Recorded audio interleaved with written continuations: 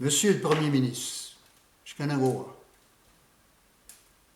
aujourd'hui, nous sommes tous témoins en direct d'un drame aux marges de l'horreur qui couvre de honte la société québécoise. Aujourd'hui, chaque Autochtone, homme, femme et enfant du Québec, du Canada et des Trois-Amériques est Tjosetchakwan, ainsi que tous ceux et celles qui croient à une société égalitaire, juste et saine. Il nous est impossible d'accepter une telle haine, ce fiel du mépris et du rejet qui enracine le racisme. Encore une fois, une femme autochtone.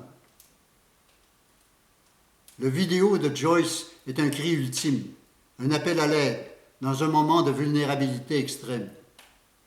Il est aussi d'énonciations rendues publiques, comme celle de la mort en direct de M. George Floyd, il y a quelques mois à peine. Un hôpital est une institution. La discrimination systémique est institutionnalisée. Elle est le résultat des préjugés et des jugements coloniaux qui sont internalisés à même les processus opérationnels des institutions, comme les services gouvernementaux, l'éducation, les soins de santé, les services sociaux, la DPJ, le système carcéral et l'administration de la culture, et ce, au-delà des seuls individus. Chacun des paliers de ces institutions doivent se décoloniser pour pouvoir agir avec sensibilité, humanité et justice avec les membres des Premières Nations. La vraie histoire qui déconstruit le mythe de la bienveillance de l'État québécois à notre égard doit être connue de tous. Toute culture n'a d'autre fonction que de fabriquer de véritables humains, c'est-à-dire des êtres capables d'accepter et de dialoguer avec l'autre dans sa différence. Monsieur Legault, comme Premier ministre, vous dites que vous ne pouvez pas parler avec chacune des 54 communautés autochtones du Québec, ce qui me semble incroyable, parce qu'elles ne sont justement que 54, comme 54 individus distincts. Il y a ici un aveu de désintérêt inacceptable de votre part, tout comme, lors du dépôt du rapport de la Commission Vien, vous aviez refusé de rencontrer les chefs et le grand chef de l'Assemblée des Premières Nations du Québec et du Labrador. Il n'y a que 11 nations autochtones au Québec, et c'est la responsabilité historique du Premier ministre d'être le porte-parole de la nation québécoise comme négociateur de nation en nation avec nos peuples, car nous sommes des nations. Il y va de la notion d'exemplarité que doit mettre en œuvre le Premier ministre comme premier pédagogue de la nation québécoise. C'est son devoir. Devant les faits rapportés par les différentes commissions d'enquête au Canada et par la Commission Vien, c'est aussi votre devoir de reconnaître la discrimination systémique, de veiller à la mise en œuvre de leurs recommandations et de faire reconnaître par l'Assemblée nationale du Québec la Charte des droits des peuples autochtones de l'ONU. Vous avez prétendu que cela donnerait un droit de veto aux Premières Nations sur les projets de développement économique futur, ce qui est une interprétation entièrement fausse. Une opinion populiste qui encourage l'opportunisme des développeurs tout azimut, une vision étroite de l'économie. De fait, l'adoption de la Charte viendrait jeter les bases d'un véritable dialogue respectueux qui devrait permettre un assainissement de toutes nos relations concernant un véritable partage des territoires, des ressources et une réelle protection des écosystèmes. L'appel au secours de Joyce est un appel au changement, payé de sa mort souffrante et inutile, noyé dans le vomi des insultes les plus violentes.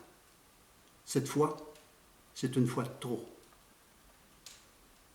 Le rapport de la Commission Vien est clair et contredit la mésinterprétation mensongère du PDG du CISSS de Lanaudière.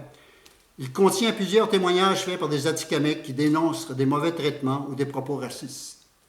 M. Castonguay devrait être immédiatement relevé de ses fonctions, puisqu'il a été avisé dès le 28 septembre 2018 de cette situation par Maître Elassal de la Commission Vien. Vous avez l'image d'un bon papa conciliant dans le contexte actuel de la pandémie. Maintenant, vous devez agir comme un chef d'État. Aujourd'hui, notre douleur collective atteint le même seuil que celui que nous avions tous ressenti il y a 30 ans devant les images des Québécois qui nous tiraient des pierres lors de la crise d'Oka.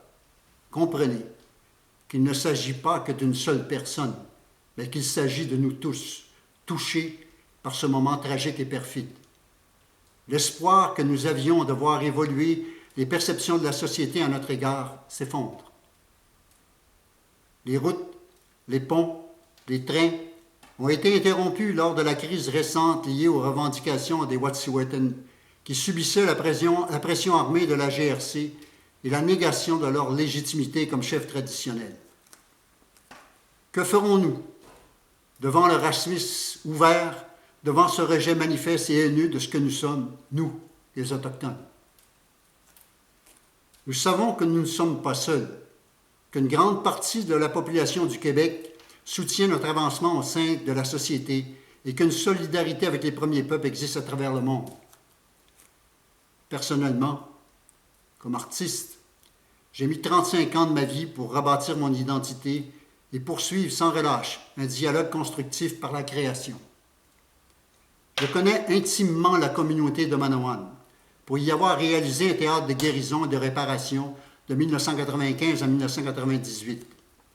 J'y ai plusieurs amis.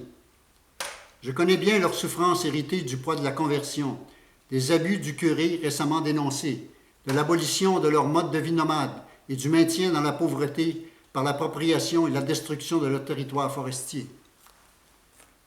J'appelle donc pacifiquement à la solidarité tous les artistes autochtones, tous les représentants politiques autochtones pour n'être plus qu'une seule voix.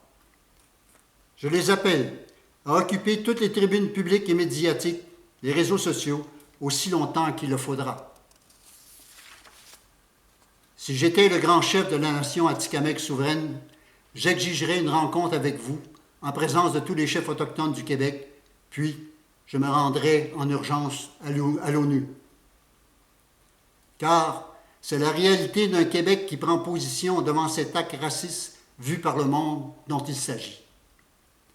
Monsieur le Premier ministre, vous devez être à la hauteur de votre fonction pour que cessent définitivement ces événements venimeux. Vous devez manifester une prise de décision empathique exceptionnelle, porteuse d'un changement irréversible envers les Autochtones que nous sommes, nous, les peuples racines du Québec. Ciao.